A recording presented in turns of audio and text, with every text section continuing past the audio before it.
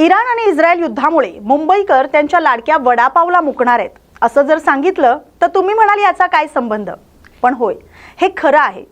हजारो किलोमीटर दूर सुरू असलेल्या युद्धामुळे मुंबईकरांच्या लाडक्या वडापावला फटका बसणार आहे।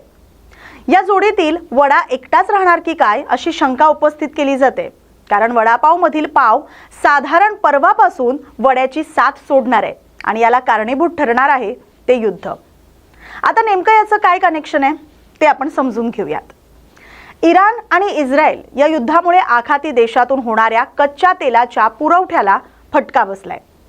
त्यामुळेच व्यावसायिक गॅसची टंचाई निर्माण झाल्याचा फटका पाव निर्मितीलाही बसणार आहे। उच्च न्यायालयाच्या आदेशानुसार मुंबईतील कोळशावर चालणाऱ्या बेकऱ्या या स्वच्छ इंधनावर म्हणजेच LPG गॅसवर परिवर्तित करण्यात आल्यात। त्यामुळे नव्यानं रूपांतरित झालेल्या या बेकऱ्या आता गॅस टंचाईमुळे संकटात सापडल्यात। जुन्या भट्ट्याही तोडून टाकल्यामुळे येत्या 1 ते 2 दिवसात पावही मिळणं मुश्किल होणार आहे। त्यामुळे वडापाव, बनमस्का हे पदार्थ देखील मुंबईकरांना मिळणं आता अवघड होणार आहे। लाकूड आणि कोळसा यांचा इंधन म्हणून उपयोग करणाऱ्या भट्टी म्हणजेच बेकरी, हॉटेल्स, उपहारगृह वायू प्रदूषणास कारणीभूत ठरत असल्याने उच्च न्यायालयानं 2006 जानेवारी महिन्यात सर्व बेकऱ्यांना स्वच्छ इंधनावर परिवर्तित करण्याचे आदेश दिले होते। या निर्णयाची अंमलबजावणी मुंबई महापालिका करते।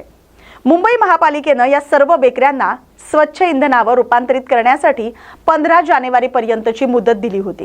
त्यामुळे आतापर्यंत जवळपास 80 ते 90% बेकऱ्या या स्वच्छ इंधनावर विशेषतः LPG गॅसवर परिवर्तित झालेल्या आहेत। उच्च न्यायालयाच्या आदेशामुळे बहुतांश बेकऱ्या या स्वच्छ इंधनावर परिवर्तित झाल्यात। जुन्या भट्टी तोडून टाकण्यात आल्यात। त्यातच आता सिलेंडरची टंचाई निर्माण झाल्यामुळे बेकरी बंद ठेवण्यापलीकडे आम्हाला पर्याय नाही असं मुंबई बेकर्स असोसिएशनचे मोहम्मद फारुख शहा यांनी सांगितलंय। येत्या 1 ते 2 दिवसात पावाचीही टंचाई मुंबईत दिसेल। भट्टीवरील बेकरी होत्या तेव्हा जाळण्यासाठी लाकूड, पुठ्ठा काहीही टाकून भट्टी पेटवता येत होती। आता तो पर्यायच उरला नाही। त्यातच स्वच्छ इंधन वापरण्यासाठी मुंबई महापालिकेनं नोटिसा बजावल्या असतील तर पाव निर्मितीला दुहेरी फटका बसणार असल्याचं मतही त्यांनी व्यक्त केलंय। गॅस सिलेंडर मिळत नसल्यानं गॅसवर चालणाऱ्या बेकऱ्या बंद करण्यात आल्याचा फटका हा शालिमार बेकरीलाही बसलाय। ही बेकरी बंद करण्यात आली। गॅस सिलेंडर नसल्यानं तात्पुरत्या स्वरूपात कोळशावर चालणाऱ्या बेकरीवर पाव निर्मिती केली जाते। मात्र याला सरकारची परवानगी नसल्यानं जास्त या बेकरीवर पाव निर्मिती करता येणार नाही असं या बेकरी मालकांनी सांगितलंय।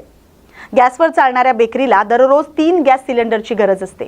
मात्र टंचाईमुळे आता गॅस मिळत नसल्यानं बेकऱ्या बंद ठेवण्यात आल्यात।